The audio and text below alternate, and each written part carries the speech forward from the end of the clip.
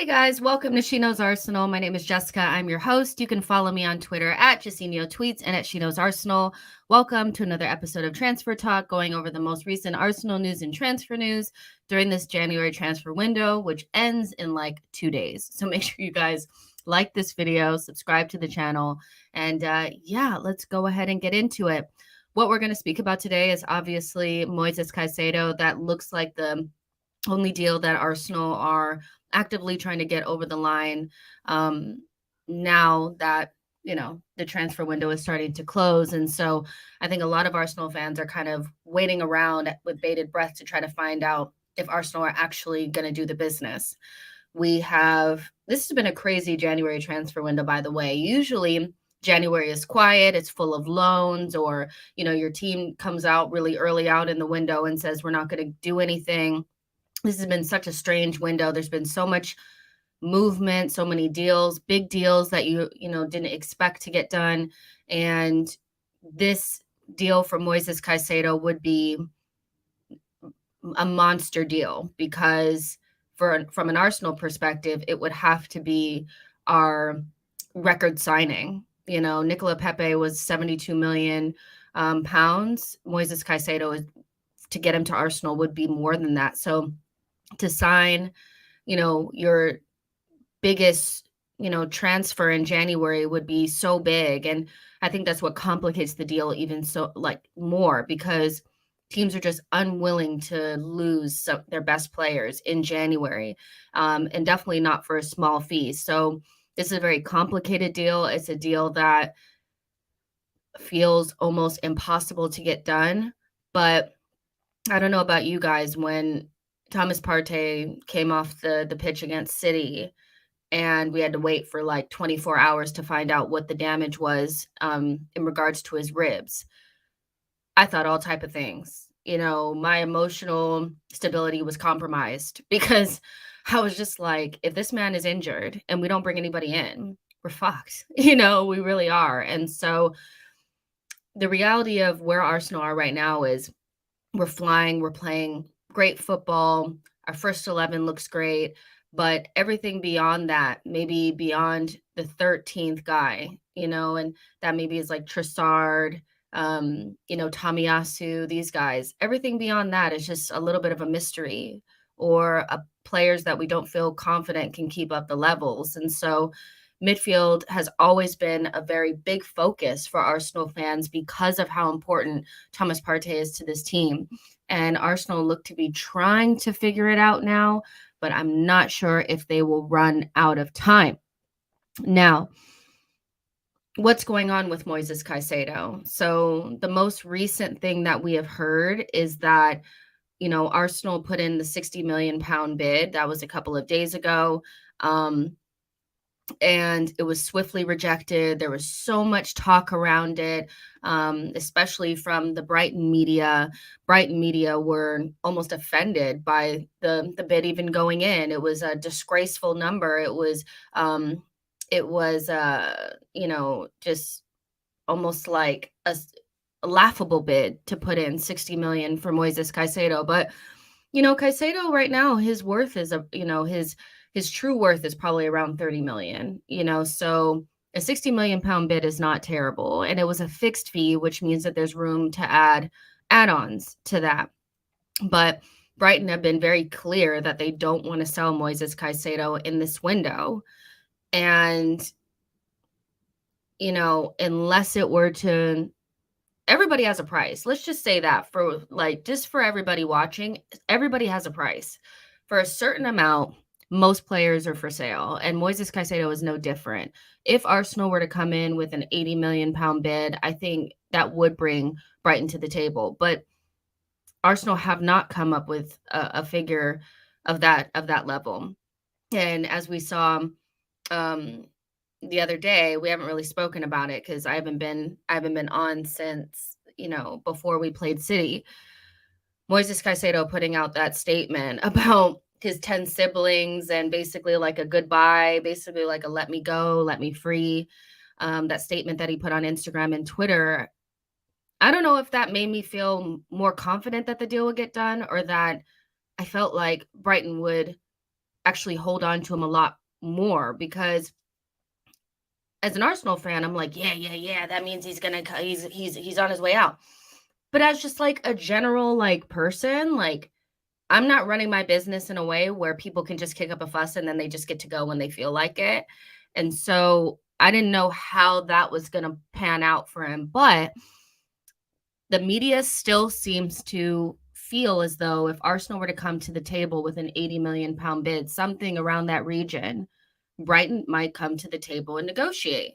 So we're waiting around to see if Arsenal are actually going to put in this bid. And De Zerbi has said some, Roberto De Zerbi, after their match against Liverpool, he said some interesting things as well. He said that, I would like Moises to finish the season with us, but we are ready to go forward without him. I respect his decision. I can't also be the chairman, so we'll see in the next few days. And Fabrizio Romano also like kind of reiterated the fact that no second bid has went in. So for me, the way I'm reading that is there is a chance that he could leave, and it's all really, I think, in Arsenal's hands in terms of, are they going to put in a bid that will make Brighton speak to them? Now, the bid that's supposedly being prepared by Arsenal is supposed to be somewhere in the region of 70 million pounds, basically the 60 million fixed fee plus 10 million in add-ons. That is an astonishing amount of money for a player that only has like 25 Premier League, appearances and just got here like 5 minutes ago. But I'm not convinced that that's the type of bid that's going to get Brighton to the table. So we have to see. There's varying reports on whether or not the new bid will go in, or whether, Arsenal will turn to somebody else. But as of right now, it's 5:40 p.m., January 29th. So there are just a couple more days left until this window closes. And I would say getting a midfielder in would be more important than anything now, because without it, we are going to be praying over Thomas Partey's knees, ankles, hamstrings, because if that guy goes down, we are fucked, So I'm going to see what you guys have to say about it, but that's pretty much where we sit. There's no indication in my opinion that Brighton would not come to the table. But the bid has to be something that will get you out of bed, something that will get, the talking going. And going in with a 70 million pound bid for me doesn't feel like it's that. And I don't think turning the player's head is enough at this point. I think Arsenal need to come up with the goods. And quite frankly, they need to. We are desperate. Our title hopes are on the line. This is our best opportunity in 18 years to get the Premier League title. We are out of 2 cups now. We are just in the Europa League and the Premier League. And so we can basically focus all of our attention on the Premier League. Playing against City the other day only strengthened my feeling that we are very much so in this title race and can compete with them for the title.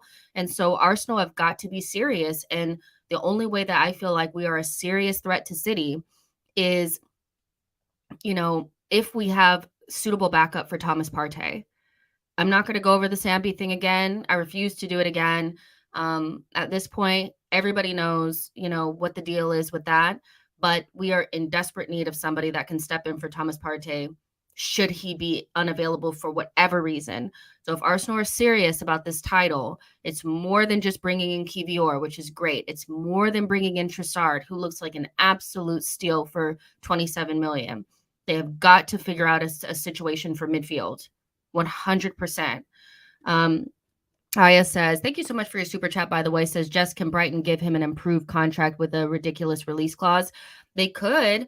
One of the things that I've been speaking about, in different group chats is that if I was Brighton, I'd offer him more wages. It's definitely something that he's mentioned, in terms of wanting to bring in a certain amount of money for Brighton, but also to be able to feed his family type of thing. And so from my perspective, if I'm Brighton, if we get beyond the January transfer window and we don't come to the table with a suitable bid, I'm offering him a new contract with increased terms.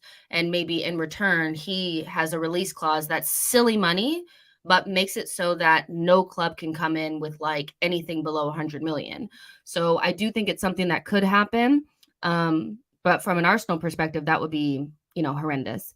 Arsenal need to get it done now, and here's the thing about Caicedo is that even though I think it's an astonishing amount of money for a player that hasn't been in the Premier League that long, this is more of a sure thing than Mudryk would have been, from just beyond the fact that I do think Mudryk is going to be amazing.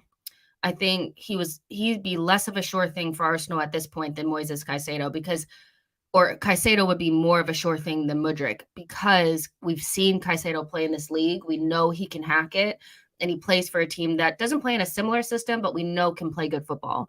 And so that he can step straight, he can leave, Brighton, head over, to Arsenal and basically be ready for the next game.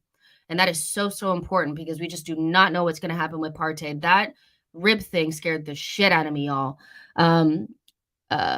Let's see. GH says Partey's ribs not broke. He's okay. Thank F. Exactly. King Winter Soldier TV says Elneny was reliable, but not good. He was reliable, but it's crazy how somebody that doesn't play that often can get injured like twice in one season and be unavailable for like almost all of it. Like I've never seen anything like that before. Give me 1 second. Just want to send something to someone. Okay. I see what you guys are saying. Aya says, I see surprise quick bid and transfer like kiwior with us getting Zubimendi. You'd have to convince him to come now. And that's the thing. It's like in the background, are Arsenal trying to convince Zubimendi just in case? Because if we put in a new bid, because here's my thing. If you're still contemplating the new bid, what are you waiting on? You have no time to wait. What are we contemplating on? Now, in regards to like those reports and they're discussing internally, I don't necessarily feel like they're sitting there, Arteta and Edu and Vinay and Tim Lewis are saying, should we? Do you think? I think it's more about the figures and trying to figure out what kind of bid they can put in that is almost like final offer, this is what we can do kind of situation. But it needs to go in like now, because if they say no, then you have to change your tactic and go for somebody else. Yo-Yo says, Arsenal don't need a backup. We already have Mo. We need 1B to Partey as an alternative. I think Caicedo would be that. We have these conversations all the time, and people were fighting me the other day because Thomas Partey is 29 and not 30, and Jack is 30 and not 31. But I don't give a damn what y'all are saying about that. The truth of the matter is that we have 2 players in our team that are hitting the 30 mark and will eventually need to be moved forward. If you didn't watch Liverpool today, you need to be watching them because they are the quintessential example of a team that did not build their squad correctly or didn't replenish their squad quick enough. And now they have a bunch of players hitting 30, 31 at the same time, and they're all falling off of the age cliff, and they're all hitting these injury issues, and they don't have players that can just jump in and do the job. And we've also seen that as Arsenal fans. Hello, the Invincible team went from all these prime age players that had all the experience, and then we went to like kids and players that weren't up to it, and the drop off was massive. And so Thomas Partey and Xhaka are in that position right now. They're such a huge part of our team, but we need to future proof it. And Caicedo is the type of player that could be 1B, like you're saying, to Thomas Partey. But I would spend a lot of money on somebody that I knew when Thomas Partey falls off the age cliff could just step straight in. That's so important, I think, for Arsenal, because we're just getting to a point where we're looking like a really good team. And the last thing you want is for 2 of your midfielders, your most important part of your team, just fall off and you have nothing there available. So, yeah, I do think we need a 1B and not a backup. And that's what makes putting in that bid so important. And put in something that Brighton will think about. Like, don't just go up 5 more million. That's not enough. MC says, I'll wait until he has the shirt. I've been burnt before. I totally understand what you're saying. Like, I'm not anywhere near feeling like, this is over the line or anything. So I'm not even going to be tripping about it really until he's in the shirt. But if he does not come, somebody else needs to come, right?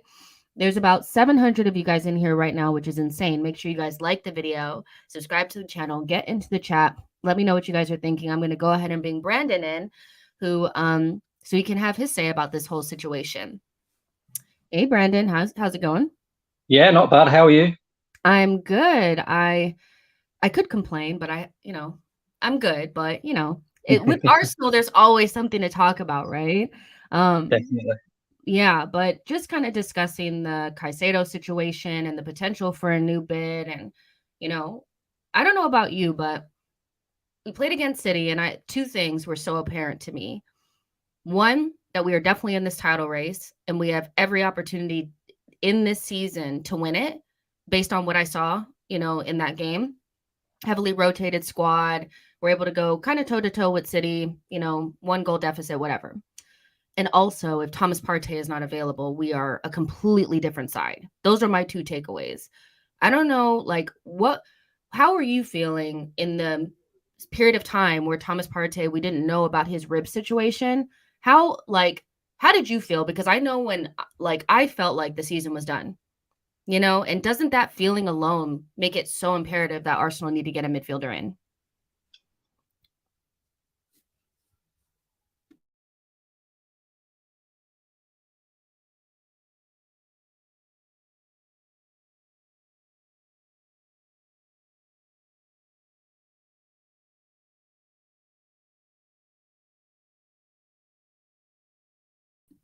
I think he froze. I couldn't tell if I froze or if he froze. It's fine. He'll come back.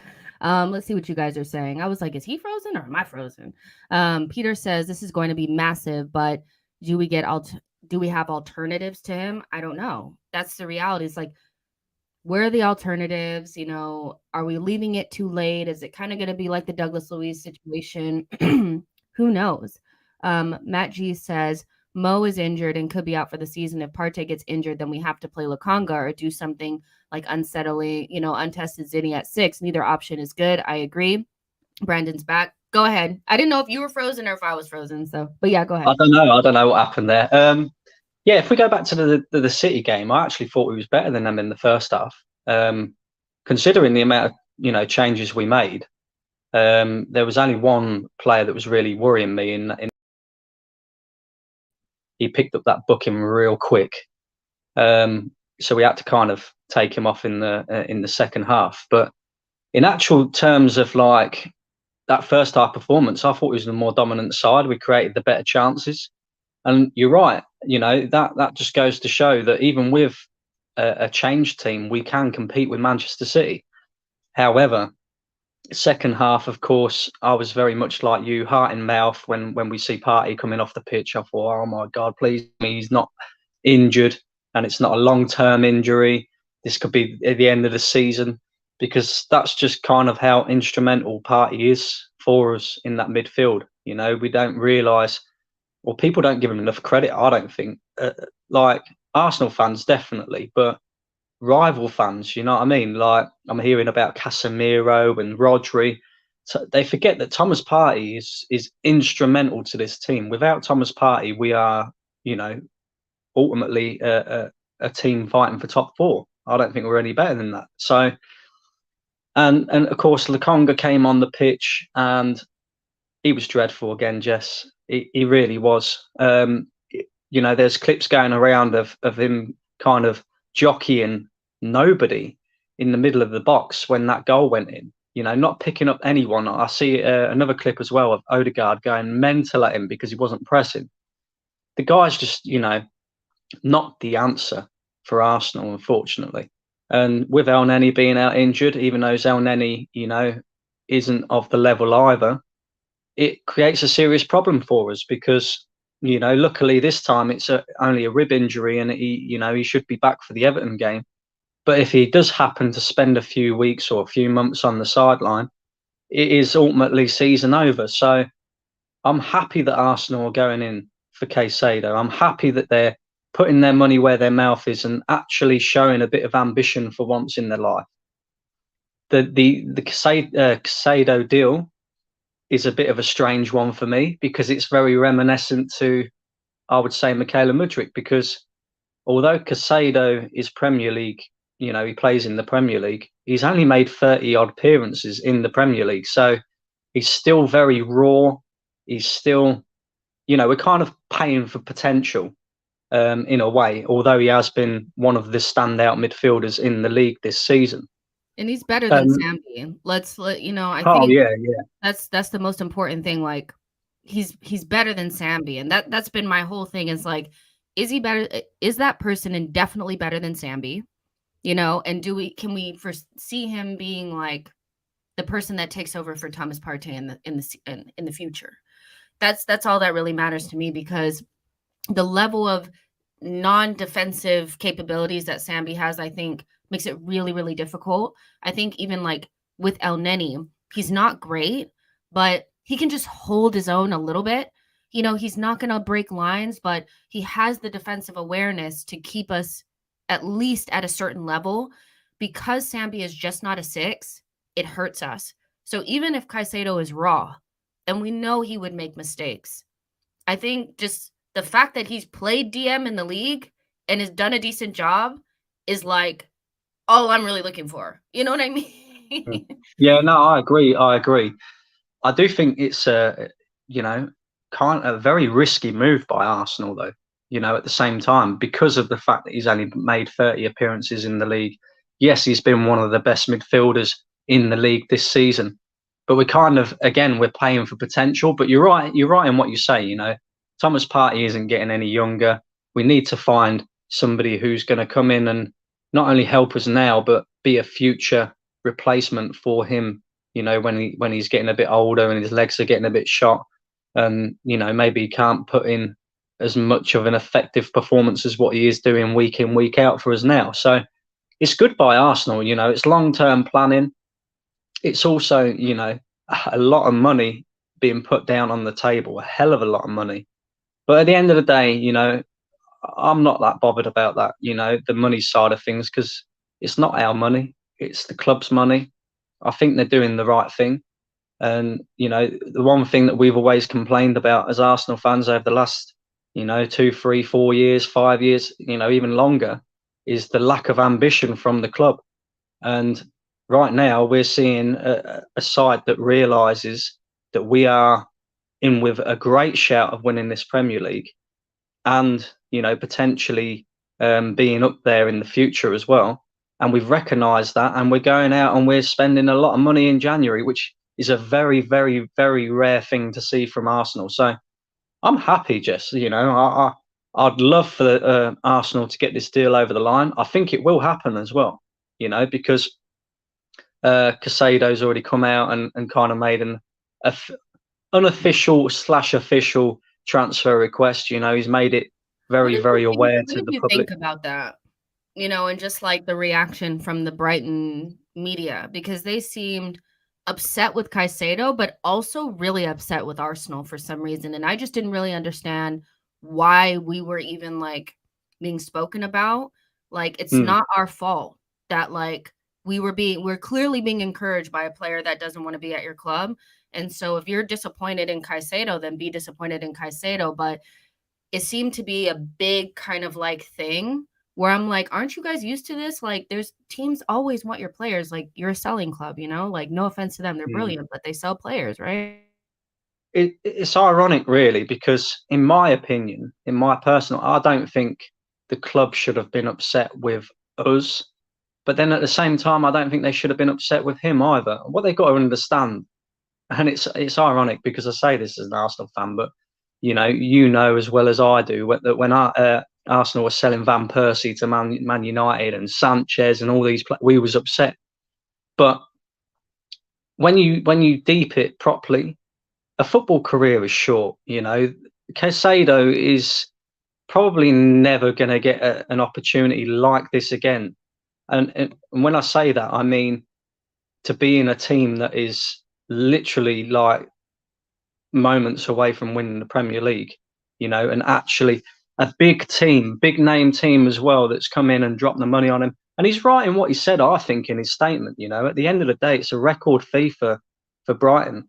And as much as they might feel that he's an important player, I'm sure they only paid about 5 million quid for him. So they're making a massive profit off of it. I don't understand why they would be upset with Arsenal, because at the end of the day, Caicedo is probably not even worth the money that we're paying. You know what I mean? So the fact that Exactly. we're stumping up that sort of money for a player who's only made 30 appearances for them in the Premier League, they should be, happy with that to a degree. Yeah. So yeah, I think this deal will get done, Jess. I do, because I don't see Arsenal going in for anybody else. Like you said, the Yeah. players made it very, very clear that he wants to leave. He's given us encouragement to go in there. I think it will take a little bit more money than what we've already put on the table. But I don't see why Arsenal couldn't get that deal done. Do you know what I mean? Because you just kind of you pay it in installments. A bit like how we was going to with Mudryk. There's no reason why we can't say to Brighton, okay, it's I don't know, 65 million up front and then And 15 the million in add-on. add-ons. Yeah, Yeah. so I mean, that it feels like that should be what it is. And when they started off with the 60 million, so the initial bid was 60 million pounds fixed fee. So that wasn't any add-ons or anything like that. So I do think Arsenal are kind of setting it out there that this is kind of what we want to pay, but we'll kind of wiggle, a little bit beyond that, maybe using add-ons. And so this is coming from Sammy McBell. From everybody who's just joining us, there's about 950 of you guys in here, which is insane. Like this video, subscribe to the channel. But Sammy McBell was saying that Robert De Zerbi says Brighton are ready to move on without Moises Caicedo, as Arsenal consider an improved offer of 70 million, inclusive of add-ons. So essentially, that's probably 10 million in add-ons and 70 and the 60 million fixed fee. So it's about 10 million still off of the valuation. And so I'm not sure if this is something that, will get Brighton to the table, but Arsenal need to go ahead and kind of like get going on this. I think earlier on today, I saw many reports of it. The deal or this bid has went in. It hasn't went in. They're considering it. I just need to see like a confirmation that we've went for it and we've tried, because if it's not going to go through, we have to pivot away from this at some point. We have to walk away. But it's so weird because beyond him, honestly, Brandon, I don't see anybody else coming in. And that scares me so much. And like people in the chat are saying, is Chelsea are watching. Chelsea are also really desperate to bring in a midfielder in this window. And so even if we do agree the fee, I still have this weird feeling in the back of my mind that they'll still come in and maybe take him. And where does that leave us? Do you think that there's the chance that even that could still happen, that Chelsea could come in at the last minute and still put something on the table that Brighton would prefer? it's definitely possible. I mean, we've seen Chelsea do it to us already once this season. In fact, twice, with João Felix as well. So it's definitely possible. All we've got to hope is that the player wants to come to Arsenal, and it sounds ironic, really, because Mudryk was obviously twerking a lot for us, ending up going to Chelsea. But I think if a player is dead set on joining a club, I don't think it matters whether another club comes in for them or not. They will join the club that they want to join, obviously, providing that we stump up the money as well. The only thing that Chelsea could kind of outdo us on is, again, the money side of things, because they're just spend. It's mad. So yeah, that is a little bit worrying, definitely, because like you just said, I don't see anybody else coming in other than Caicedo either. So Arsenal just need to get this deal wrapped up pretty quick, because it's funny, really, because if we go back again to the Mudryk deal, if we'd have got that deal over the line, I don't think we would have seen any other players coming into Arsenal this January. And do you think that that's a blessing in disguise, though? Because 100%, Jess, and I'll tell you why. If Elneny had Right? gotten injured and we had already spent the money, then what, you know what I mean? Now the more I'm thinking about it, I'm like, people probably would have been like, all right, we don't have a midfielder, but we have this Ukrainian kid that looks brilliant, but only one player can play left wing at a time. You know what I mean? So yeah, you think maybe it's a blessing in disguise? What do you think? Definitely a blessing in disguise, and that's no about Mudrik's quality, because I do think, just from that little cameo performance, he does look like a top player, and he probably will be a top player. But we have other priorities, as we've already, discovered. Thomas Partey is a huge priority to Arsenal, and if we ain't got adequate enough backup to fill in for him when he's not there, we become a very average team. We see it in the second half against City, and I don't think City actually played that well. You know what I mean? I don't think they actually really got to their very top gear. But they just, in the midfield, they just controlled that midfield in that second half with absolute ease. And it just goes to show that, one player coming out of our midfield, it's a big problem.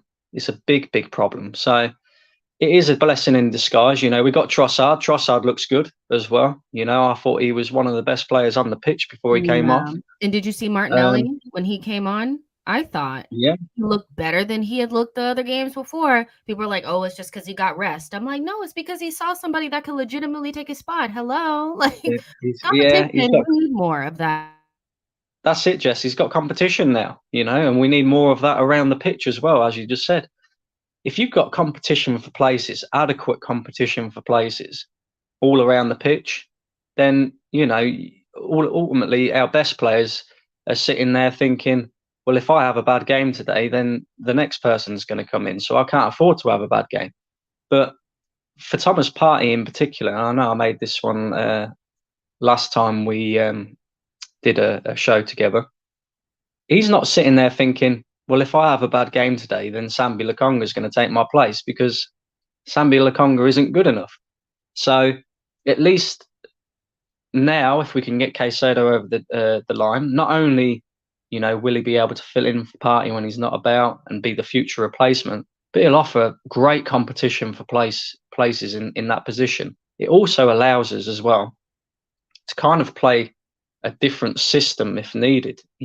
Rather than having Granit Xhaka pulled so far forward, we could have a midfield of Partey and Caicedo, go a little bit more defensive. It opens up a few options for us in that role as well. So, yeah. Okay, so we have a little bit of an update here from Dan Matthews. Basically, he's saying Arsenal is preparing to accelerate their quest. Accelerating their quest. Is it fucking Star Wars? To sign Caicedo before the deadline for the transfer market on Tuesday by presenting an official offer of up to £70 million, including add-ons. It is understood Arsenal will withdraw from the deal if the offer is rejected. Okay, so all right. This ain't gonna be enough. This is not enough. I just don't think it's enough. 70? 70? I don't know. It feels like, I get that Arsenal have their valuation, and I do appreciate not wanting to overspend. I do think we do overspend, right, in general, because if we never overspent, then we would be offering them 30 million, because that's all he's probably worth. So we do overspend, but we only go to a certain value. And so 60 plus the 10 and add-ons doesn't sound to me tasty enough for Brighton. If we were to put that bid in and it were to get rejected, how would you feel? And we didn't bring anybody else in, because I know there's two schools of thought here, that if you didn't get the deal done, you don't get any credit for being ambitious. Or is it we put the money down, it was a good enough offer, they didn't accept it, but Arsenal tried? Where do you sit in terms of that? I suppose it's a bit of both, really. It's nice to see the club is trying, but I would hope and pray that Arsenal have got another target lined up just in case this deal doesn't come off. But yeah, I mean, I'd be extremely disappointed and very, very worried. We're talking about wrapping Thomas Partey up in cotton wool. You have to put bubble wrap over him as well, and whatever you possibly can to stop him from getting injured, and just hope and pray that he doesn't. So it can see us through till the end of the season, and hopefully we'll be lifting the Premier League title at the end of it. But I would hope Arsenal have got another target lined up. I'd hope that Arsenal have made this bid already, or if they haven't made it already, at least make it tomorrow at the very latest, to give ourselves, 48 hours to get somebody else in if needed. And I could say, I mean, there's one player that I probably would go for if this deal didn't come off. Onana from Everton. I think he's very similar in that way. Not as good, but very similar. So maybe that might be an option. And then I'd go to Brighton and give them a little bit of money anyway for their scouting stuff, because they seem to be unbelievable. So well, Chelsea took half of took their staff and they replenished it with just as good staff. Like, Brighton are a freak of nature. Like, this is actually like what they're doing. They never miss a player. They never miss a staff member. They lost Potter and people thought it was over. I think Roberto De Zerbi has them playing better football now than they were under Potter, because they're scoring goals now. Like, Trossard was there. We've taken him. But Mitoma is an insane player that is going to get them like 100 million like next summer. Like, Brighton are insane. Like, they're talking heads and correspondents and journalists and fans annoy me, because whenever like you're linked with one of their players, they get all big chested and they're like, well, you're gonna have to pay us top blah blah. I get that, but damn, they're good. Damn, they're good. I mean, they are very, very well run. But we want your player, and you need to sell him to us. We're desperate. We're desperate. I don't know what else to do. Let's see what else you guys are saying here. There's almost 1,200 of you guys in here, which is pretty cool. Make sure you guys like this video, subscribe to the channel. The Inevitable says Mitoma is special. Yeah. Idris says Brighton are just unreasonable. Here's what I'll say about the unreasonable thing. If somebody came up and wanted to buy Saka and we slapped a 200 million pound, price tag on him, I would feel totally justified, because that's what he's worth to us. So he's worth that to them. Mid-season, one of their best players, so they're not being unreasonable, I don't think, to not accept just whatever Arsenal want to pay, especially mid-season. We just have to wrap our head around the fact that Brighton are manufacturing these really, really good players, and you're going to have to pay top dollar for it. If we were Brighton, we'd be like, hell yeah, you're going to pay. You know what I mean? Do you think Brighton are being unreasonable? No, I don't think it's unreasonable to expect, a lot of money for one of your most instrumental players. I say instrumental players, but, they didn't look like they missed him today against Liverpool. So, but it's just football. That's just how it is in this day and age. You've got a lot of, and it's the Premier League clubs that have done this, because you've got a lot of Premier League clubs paying top dollar for average to good players. Do you know what I mean? Like Anthony at Manchester United, is he worth 80 million? No, I don't think so. Was Nicola Pepe worth 72 million? No. So that's just how it is in football these days. And I think, in the next 5 years, you're going to see a lot more of it happening, where you're getting average players and all of a sudden, 100 million is the new 10 million. And it's just going to get worse and worse and worse over time, I think.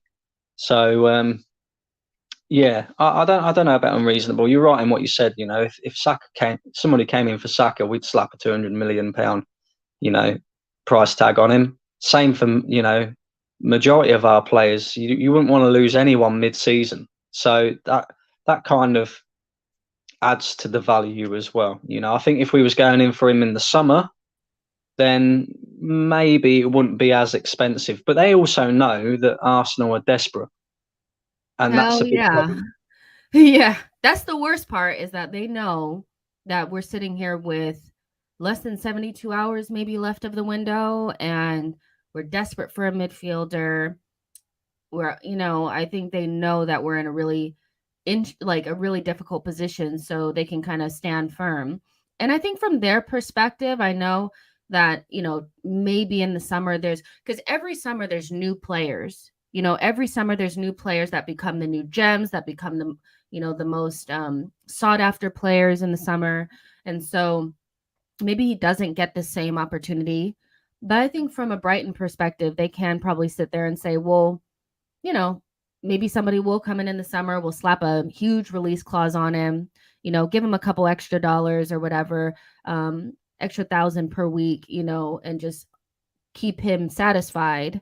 Because the reality about I know people are saying like, oh, well, if he stays, he'll be disgruntled. But I think for the most part, he's a young player that's probably not like, I don't think he would just tank his career because he didn't get a move in January. I still think that he'd play to a decent, level because he still wants to get a summer move.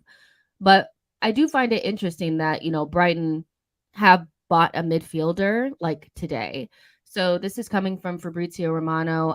Brighton have completed the signing of Swedish talent Yassine Ayari, deal completed with, I don't know who that is, last week for 6 million euros, contract completed.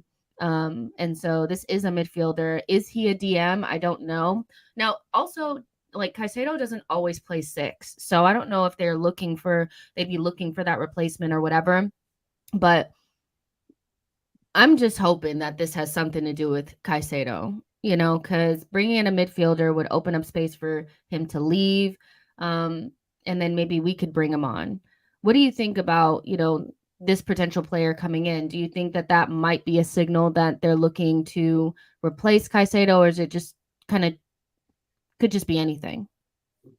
Hopefully it is. Maybe we should have put in the bid for him because every player that Brighton buys seems to be 100 million euros like, after about 2 seasons. So maybe we should have put in a bid for him instead. But yeah, just to add to the whole, monetary thing as well, we've got to remember that Brighton have had a verbal offer from Chelsea as well.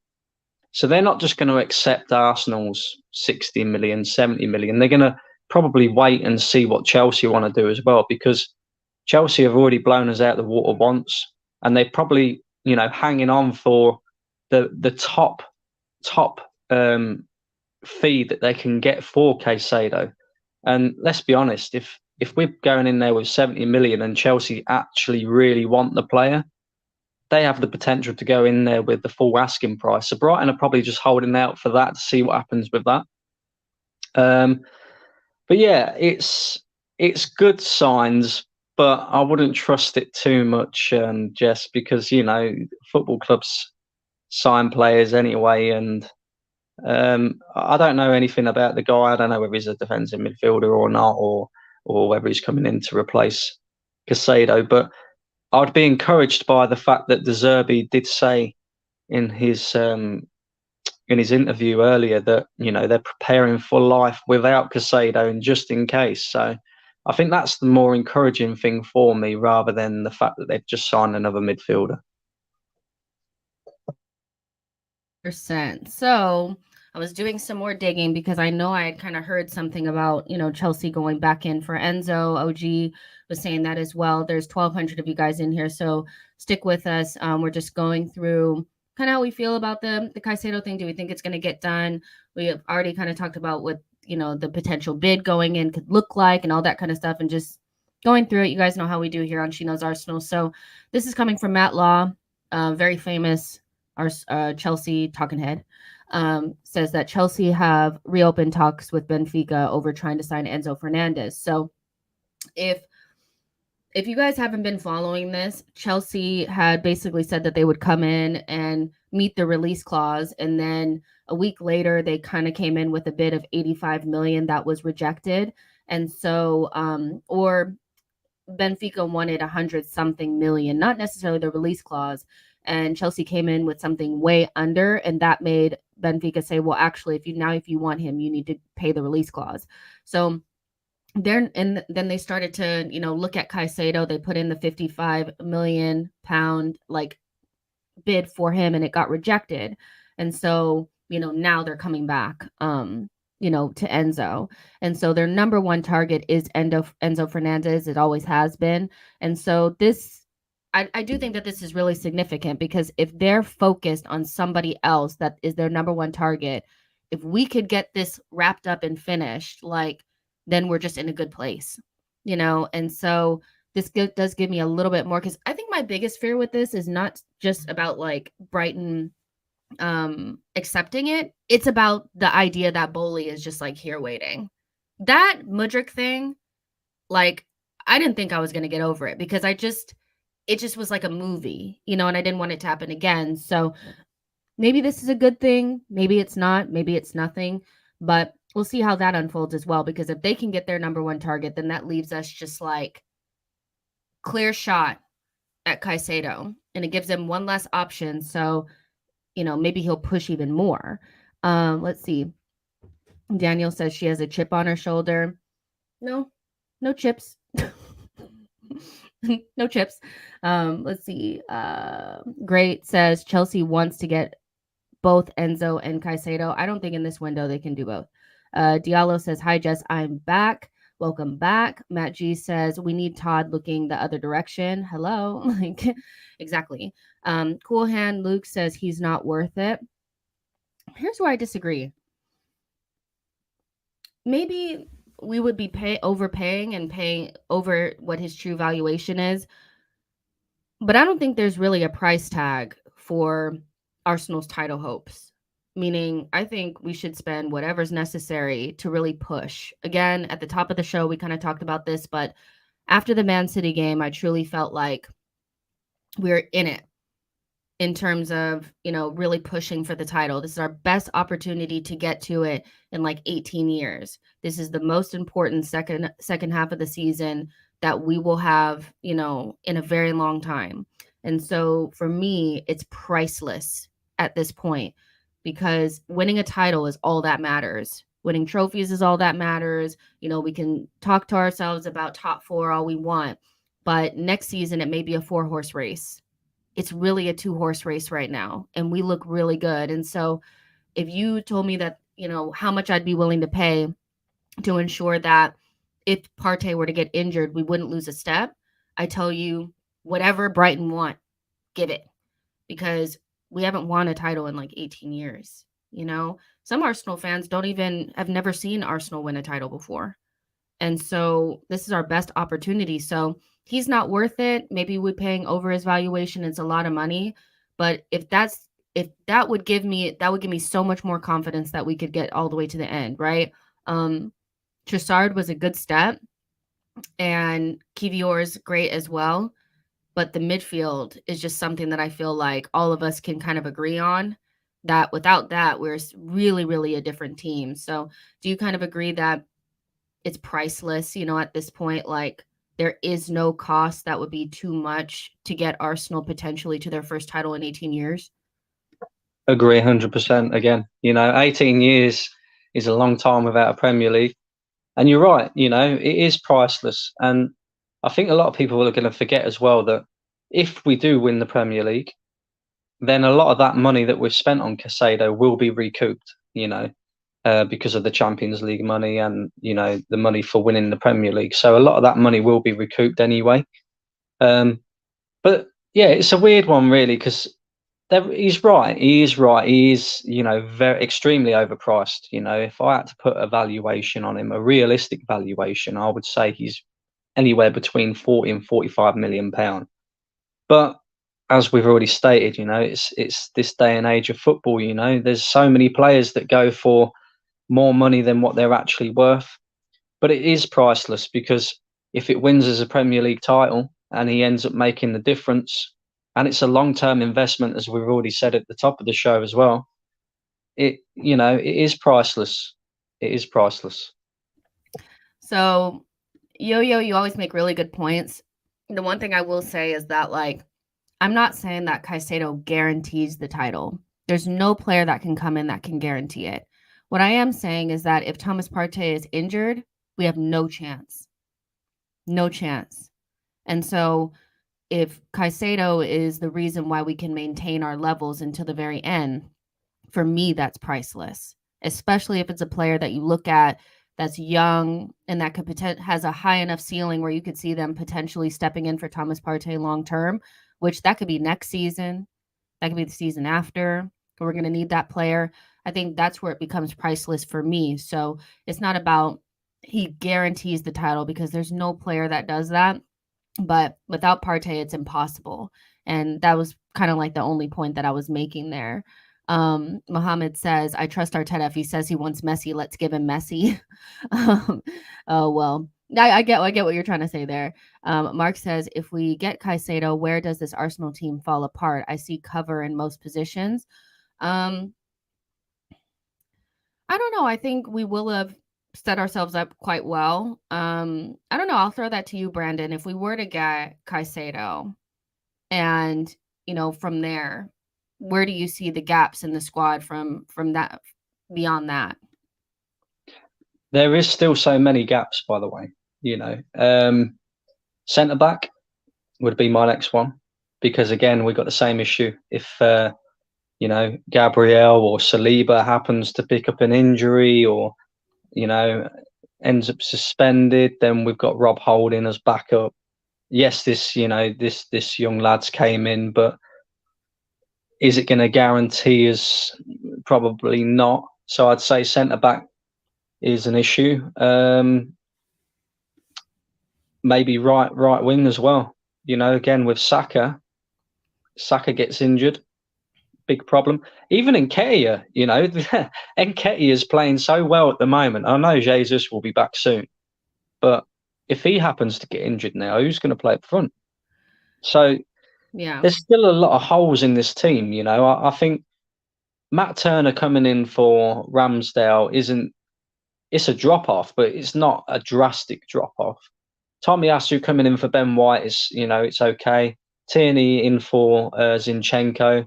The centre back there worries me a little bit. Midfield is a major problem, but if we address that, then we're all okay. I think, Vieira could take up the number 8 role instead of Xhaka if Xhaka was to get injured. So yeah, there are still a couple of weaknesses, but nothing like the midfield. Yeah. No, there's nothing like if Thomas Partey were to be out. Like, that's just, we know where our biggest weak spot is. But yeah, I know you have to jet because the tea is ready, but thank you so much for coming on. I really appreciate it. No worries. All right, see ya.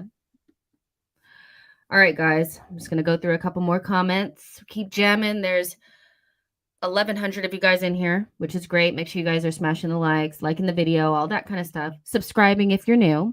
Amira says, how much would your opinions change if we had seen Kiwior at 6 yesterday and he was decent 6 out of 10?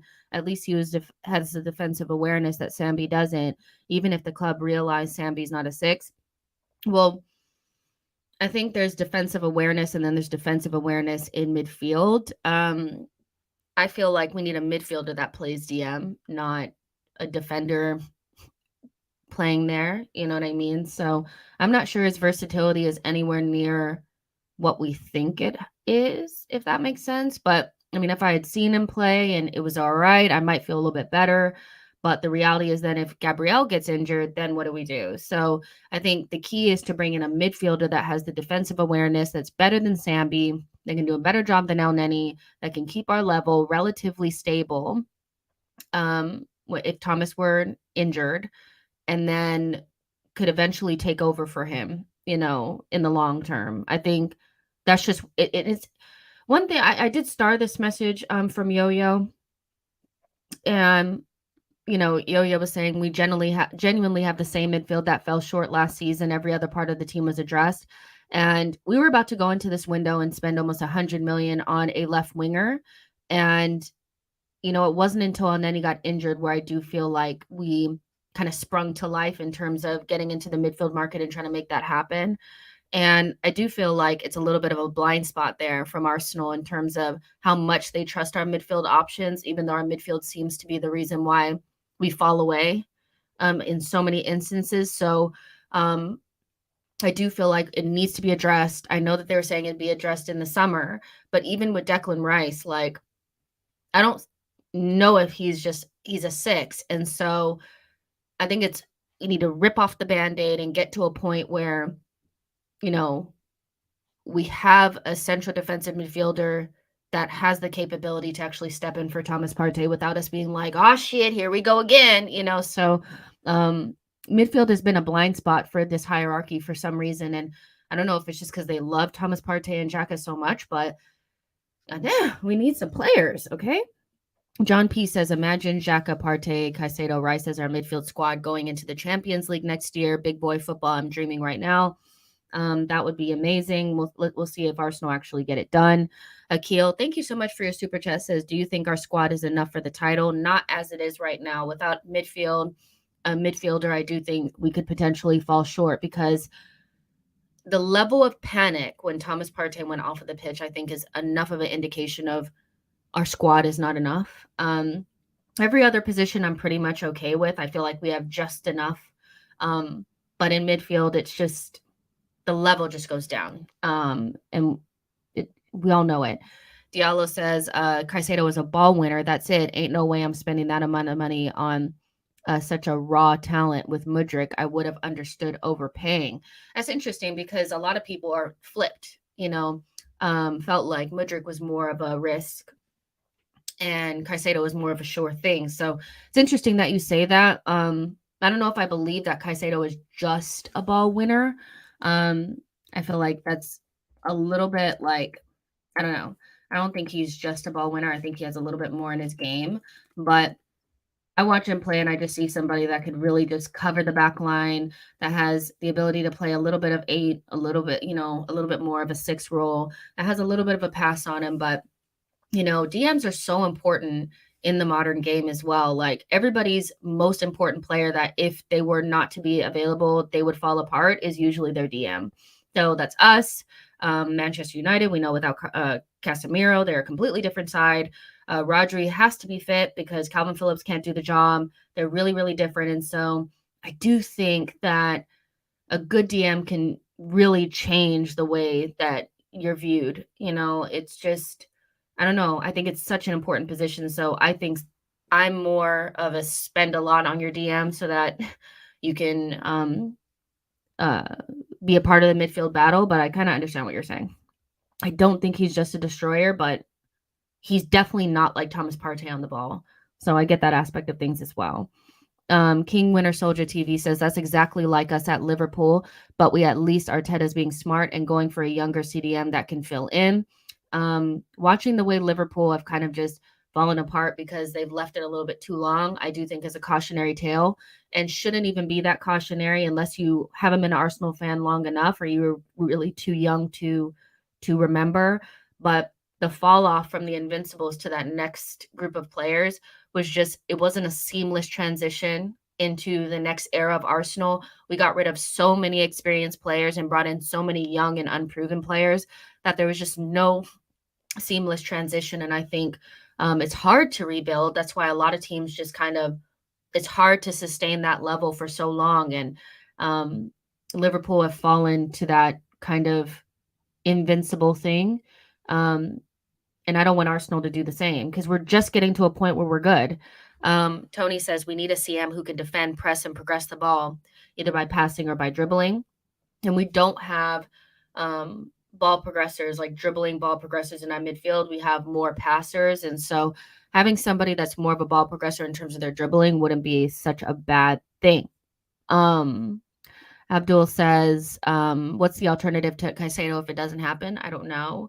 We've been linked to Zubimendi. We've been linked to Onana, but both of those deals seem to have so much wrong with them as well. Like Onana, if we're talking about overpaying, ain't nobody paying no 50 million for Onana. And in terms of Zubimendi, he doesn't want to come mid-season, so you'd have to do quite a bit to convince him. So those seem like the alternatives, but the alternatives aren't even really that clear either. And that's why I think Arsenal are going really big on Caicedo. J.M. Bene says, hi, Jess, really good point about the levels for across the field. If we get Caicedo, it would raise the floor and provide depth on all competitions. One thing that I have been really disappointed by And of course, like this season, it's not something that I'm really super focused on because I know that the league is so important and we have to get Champions League, and fighting for the potential title is so important. But not being competitive in the cups is something that this team has got to start getting to. And a lot of the reason why we are not competitive in the cups is because using the squad usually ends with us not winning the games. And I know that that sounds so probably harsh, but that first, 11, 12 players is so good. But just rotating even slightly, I think we start to lose so much. And so we did it against Brighton where we rotated, and I felt like we should have been able to win that game, and we didn't. And then against City, we tried to use the squad and we lost. And so the level of the squad has got to get better. Like the floor of the team has to get better. And so Caicedo is definitely somebody that could do that. Hopefully the deal gets done. All right, you guys, I'm going to get out of here. Hopefully you guys enjoyed the show. If you're just joining us, you know, rewind, get back into it. We went through everything, the new bid, what, the scope of that new bid is going to be, how much we think it would take for Caicedo to come to Arsenal. What are the replacements or second options, if there are any? Just going through everything. Brandon was here, so if you missed him, roll it back so you can hear what he has to say. But I will keep you guys updated on anything that happens. I'm sure we'll hear something tomorrow because the transfer window is ending soon. And yeah, I will be back in case anything happens. Make sure you guys like this video, subscribe to the channel, and I will see you guys next time. Bye, y'all.